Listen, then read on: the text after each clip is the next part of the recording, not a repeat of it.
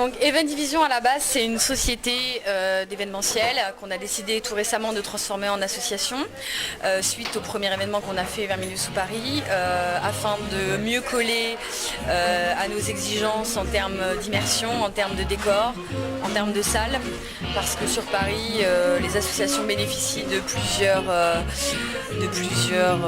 aides, passe-droit concernant certains lieux et aussi pour permettre à nos clients d'être mieux accueillis dans un tarif qui reste abordable. C'était important pour nous en fait, que tout le monde puisse venir à ce genre d'événement. D'où la décision de transformer ça en association. Voilà, et Event Division, en fait, qui est maintenant une association, a pour but donc de faire des événements immersifs autour des cultures de l'imaginaire, de l'Uchronie notamment, du steampunk entre autres. Mais avant tout, l'idée à chaque fois, c'est de créer un événement en immersion dans un livre, dans un film ou dans un univers imaginaire ou bien dans une époque. L'objectif aussi de cette association, c'est de permettre aux artistes de pouvoir s'exprimer tout en au moins les défrayant et en les payant parce que pour nous c'est très important que les artistes puissent vivre du moins en partie de leur art. Donc c'est un de nos objectifs au sein d'Event Division.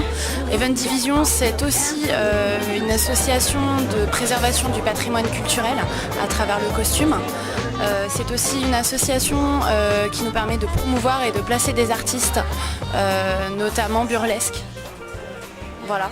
Et aussi une association qui me permet, moi, de travailler et de mieux réaliser mes shootings photos en tant que Philida Delohoff, notamment donc autour du steampunk, entre autres, et des iconographies religieuses et des images historiques. Voilà, pour résumer.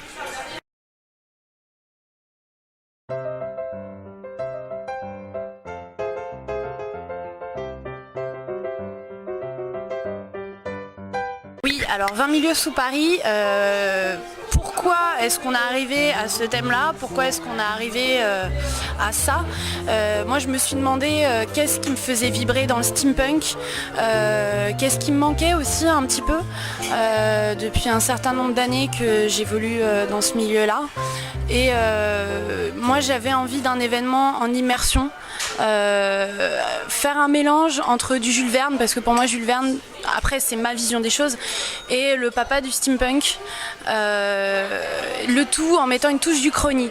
Donc 20 milieux sous Paris, c'est quoi? C'est 20 milieux sous les mers, mélangés à cet événement tragique de 1910 qui était la grande inondation de Paris. Et donc cette Uchronie, c'est qu'est-ce qui se serait passé si au lieu de cette inondation, en fait, ça avait été un gigantesque tsunami et que Paris avait été enseveli sous les eaux. Et donc 20 milieux sous Paris, c'est un petit cabaret, le dernier cabaret parisien sous la mer parisienne. Donc un bunker post-apocalyptique, steampunk, uchronique, Jules Vernien, voilà. Donc 20 milieux sous Paris, c'était ça l'objectif.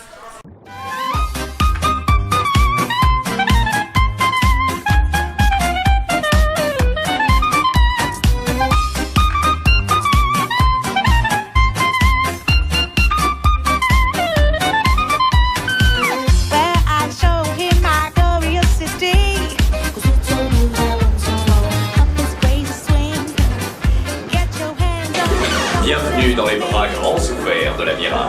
Nous sommes ravis de vous accueillir à 20 milieux sous Paris, en espérant que vous puissiez décemment en profiter. Entrez, c'est là-bas au fond, tout au fond, dans les profondeurs.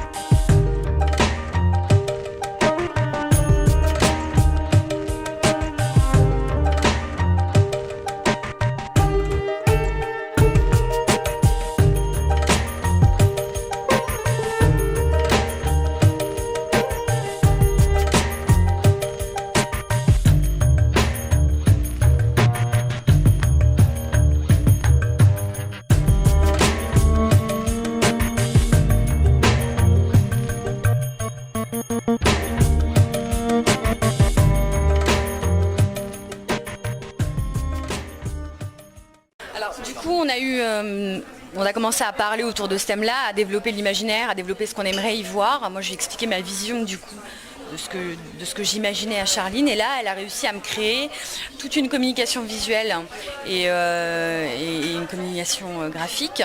Donc elle a mis en place les affiches avec son imaginaire à elle qui est très connoté Philida de Lohoff du coup.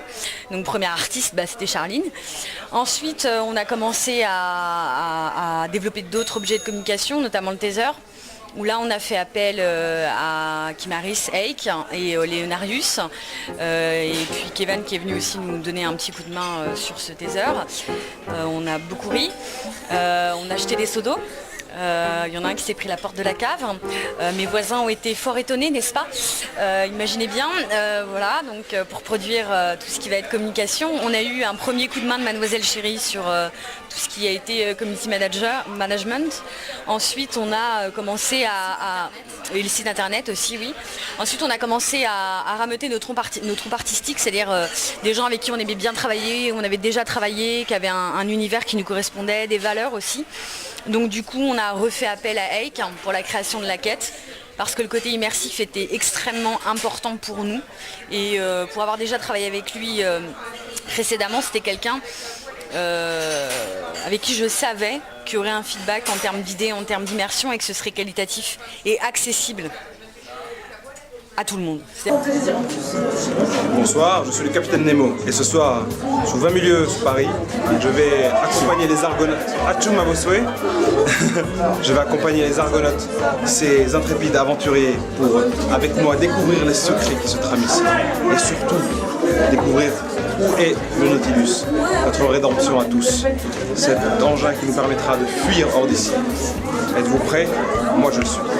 Vraiment l'objectif aussi des événements d'Event Division, c'est cet aspect scénarisé et l'aspect quête qui ne soit pas totalement un jeu de rôle, de façon à ce que tout le monde puisse y accéder, même les novices, et que les gens qui connaissent le jeu de rôle puissent aussi s'intégrer à tout ça.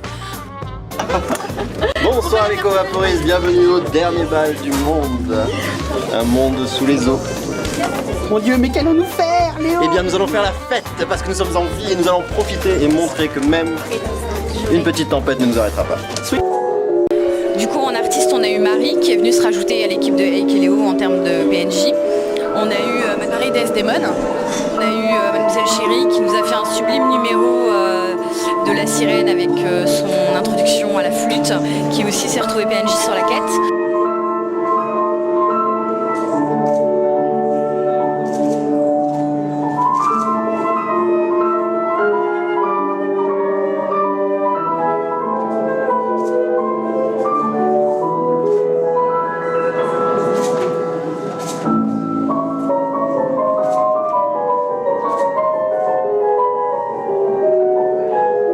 On a eu Comtesse Léa qui est venue très tôt aussi dans la création de l'événement, qui était blessée le soir de 20 milieux et qui a quand même performé.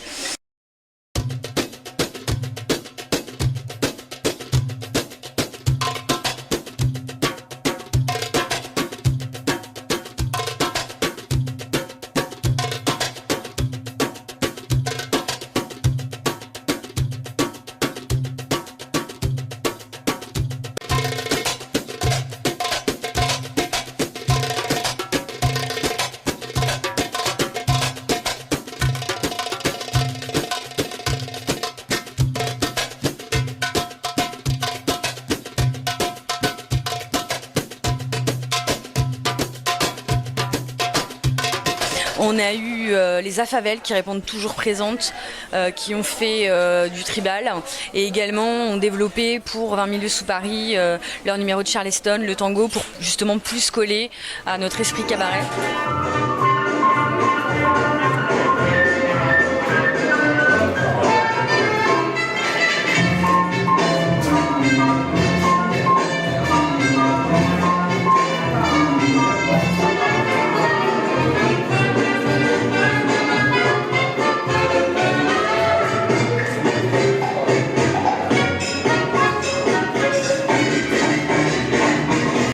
On a eu plein de gens qui sont venus ensuite se greffer en termes d'aide. On a eu Maëlle notamment qui a été notre merveilleuse stage kitten pendant la soirée.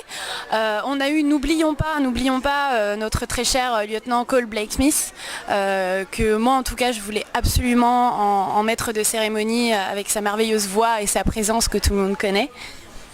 Après, on a eu tous les gens qui sont venus autour se greffer pour nous aider de façon extrêmement inattendue, de manière très désintéressée et spontanée, avec beaucoup de générosité. Donc en fait, on s'est retrouvés avec une petite équipe de bénévoles absolument merveilleux, notamment avec Lucille qui s'est occupée de l'entrée, avec son sourire et sa patience qu'on connaît. On a eu Alaïs, on a eu Jérôme, on a eu Jo. Donc que des gens qui vraiment nous ont filé des coups de main. Nous en fait on était tellement dans notre truc qu'on s'attendait même pas en fait à avoir autant de gens qui seraient venus nous aider spontanément. On a eu aussi toute l'équipe du bar parce qu'on avait tout le bar avait été conçu par nous et avec le docteur F donc qui nous a fait cette merveilleuse carte de cocktail. Ça te fait quoi de vivre en englouti sous Paris comme ça, à faire des cocktails toute ta vie? On s'habitue, mais derrière le bar, on voit pas la différence finalement. Finalement, t'es le plus heureux? Bah ouais. Donc toute l'équipe du bar était une équipe de bénévoles également, donc avec Fabien, Dr F, avec Adam, avec Coco, Marjo, Clara. On a eu également un de nos amis des caves Saint-Sabin qui s'est occupé de nous aider à faire toute l'installation lumière. Voilà, parce que ça a été très important aussi pour nous de recréer totalement les lumières du lieu. Donc Cyril qui est venu nous donner un coup de main qui a été juste merveilleux et adorable en début de soirée. On a eu des partenaires aussi qui sont venus, qui ont cru au projet et qui sont venus dès le début renforcer cette soirée-là. Donc on a eu notamment la FFDT qui a fait un duel d'été sur toute la durée de la soirée. Nous avons ici ce qu'on appelle communément une tasse. Là, vous en avez une deuxième. Les deux participants s'asseyent face à face. Un thé est servi à chacun, chaud, de préférence. À la menthe, mais après c'est une question de principe. Chaque participant va utiliser un gâteau, dénommé par le terme de gâteau ou de biscuit. Au top de l'arbitre, il le trempera dans son thé, les deux en même temps. Au second top de l'arbitre, il le ressort du thé. Dégagez, dégage. Et le but du jeu sera de manger son gâteau proprement et de façon courtoise, c'est-à-dire après son adversaire. L'idée principale de la chose est d'éviter d'en foutre sur ses vêtements ou d'éclabousser en le faisant tomber dans la tasse et de gagner des points. Monsieur, des fois, après, trempé. Alors, est-ce qu'on peut jouer Nous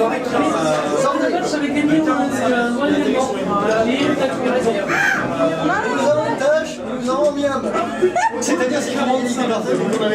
N'oublions pas les photographes de la soirée. Voilà, aussi. donc gros coup de chapeau à Alain Varnier qui a relevé le défi une heure avant la soirée de remplacer notre photographe qui avait un bébé, donc bébé malade, donc pas de photographe, et qui a accepté donc d'être photographe studio au dernier moment, qui a assuré comme personne, ouais voilà. On lui a installé un petit studio, un petit coin exprès pour lui, il nous a fait quelque chose de merveilleux.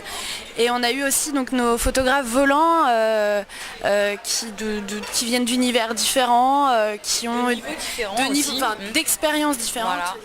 Donc on a eu donc Alain Varnier qui était au studio, on a eu Dominique Vichot, on a eu Carlet, on a eu Pascal Chéon, on a eu Héloïse aussi. Voilà, ouais. Et puis surtout les décors. Les décors.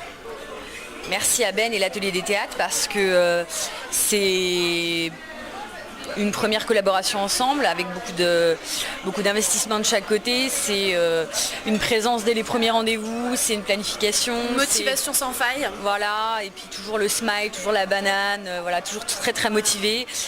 Des corps qui sont d'ailleurs à louer. Voilà. On a eu Également la musique. La musique, donc oui, il y a eu notre très cher Spikey qui nous a aidés en participant à l'élaboration de la playlist. Spikey, donc, que j'étais allée voir à la base en lui demandant gentiment s'il pouvait nous faire un petit coup de pouce sur la communication et qui s'est proposé spontanément en me proposant de nous envoyer de la musique et une présélection de sa part. Voilà, j'espère qu'on a oublié personne. Voilà, donc effectivement, Vermilieux sous Paris, c'est aussi une grosse aventure humaine.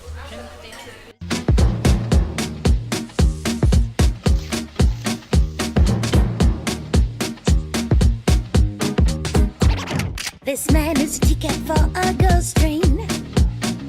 I believe what he said, but I never do it once.